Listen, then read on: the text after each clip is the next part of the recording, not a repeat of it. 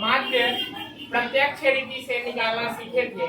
आज की कक्षा में हम लोग कल्पित माध्य विधि से माध्य का हल निकालना सीखेंगे। इसमें सबसे पहले हम मान लेंगे, माना कि कल्पित माध्य ए है। कल्पित माध्य को स्मॉल ए से मानते हैं। यहाँ पर एक चीज और हमें जानना होगा, पद विचलन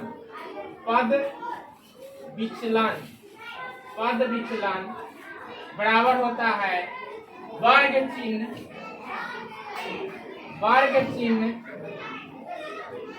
घटाव कल्पित माध्य,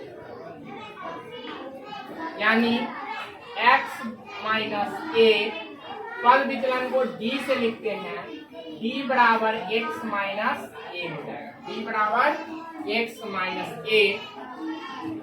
अब माध्य निकालने की विधि हो जाएगी, इसको लघु रीति भी बोलते हैं।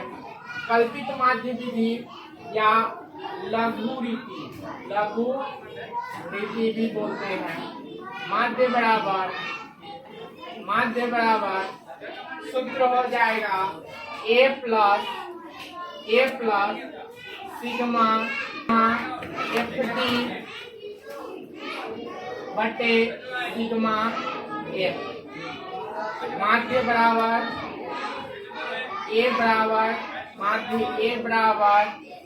प्लस सिग्मा FD बटे सिग्मा F। इस विधि से हम बड़े से बड़े आंकड़ों का भी माध्य आसानी से निकाल सकते हैं। यहाँ कल्पित माध्य कैसे लेंगे? तो कल्पित माध्य जो वर्ग चिन्ह होगा उसके ठीक बीच के चर मान को कल्पित माध्य लेंगे। चलिए अब कल्पित माध्य विधि से हम सवाल देखते हैं। सवाल है यहाँ पर कि किसी फैक्ट्री के 50 श्रमिकों के दैनिक मजदूरी बंटन पर सवाल है। यहाँ दिया हुआ है दैनिक मजदूरी रुपयों में 100 से 120, वर्ग अंतराल 120 से 140, 140 से 160, 160 से 180, 180 से 200 ये रेंज दिया हुआ। श्रमिकों की संख्या है 12, 14, 8, 6, 10।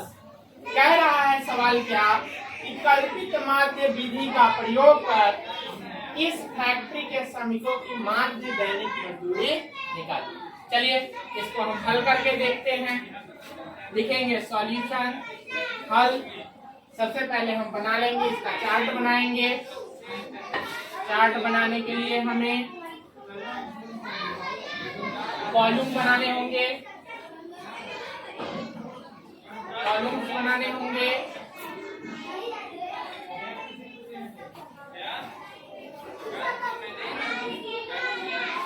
लिखेंगे दैनिक मजदूरी रुपयों में। यहाँ लिखेंगे वही वर्ग चिन्ह जो हम पहले निकालते थे, x। यहाँ लिखेंगे श्रमिकों की संख्या,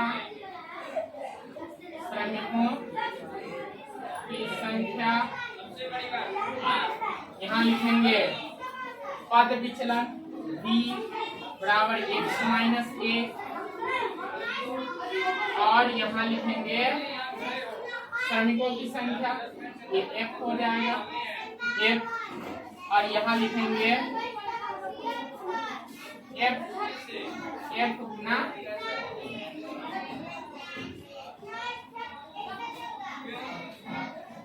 दैनिक मजदूरी लिखेंगे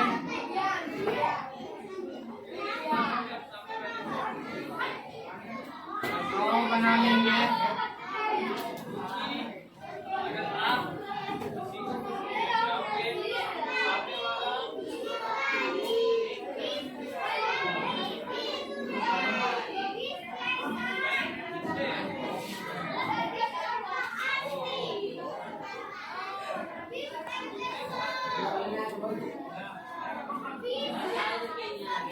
बना लिया है, यहाँ पर बॉक्स बना लिया है।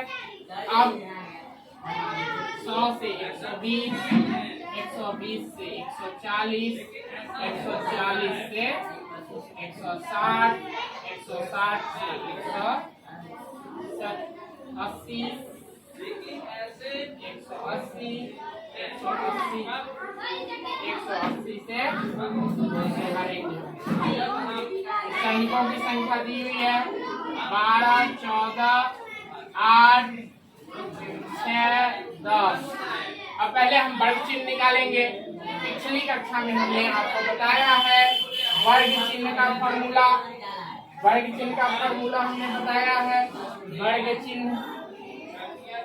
चिन्ह बराबर a प्लस b बटा 2, यानी ऊपरी सीमा बटे ऊपरी सीमा जो निम्न सीमा बटा 2। हमने दूसरी कक्षा में बताया, करके देखते हैं। 120 प्लस 100 बटे 2 इक्वल टू कितना हो जाएगा? 220 बटे 2 इक्वल टू 100। यहाँ रेंज कितना का है? सब में 10 कितना का अंतर चल रहा है? 20 का अंतर चल रहा है। अब 20 बढ़ा के लिखेंगे तो ये कितना हो जाएगा? 130, 150, 100 कर लेंगे। कुल योग करेंगे तो बारंबारता श्रमिकों की संख्या कुल योग 50 होगा। F गुना D का कुल योग -240। अब हम माध्य का फॉर्मूला लेंगे। तो यहाँ फॉर्मूला हमने बताया है अभी, A प्लस सिग्मा FD बटे सिग्मा F। हमने कल्पित माध्य यहाँ पर माना है।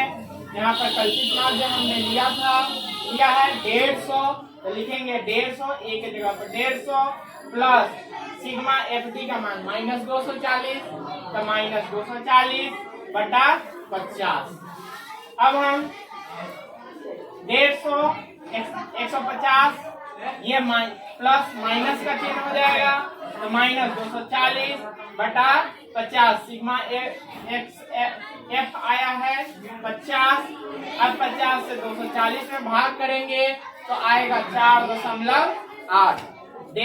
150 से 4.8 घटाएंगे तो 145.2 आएगा, और यही हमारा आंसर है। तो इस तरीके से हमने सीख लिया है कि कल्पित माध्य विधि से किस तरीके से जो है सो हम माध्य निकालते हैं। इसे हम लघु रीति भी बोलते हैं।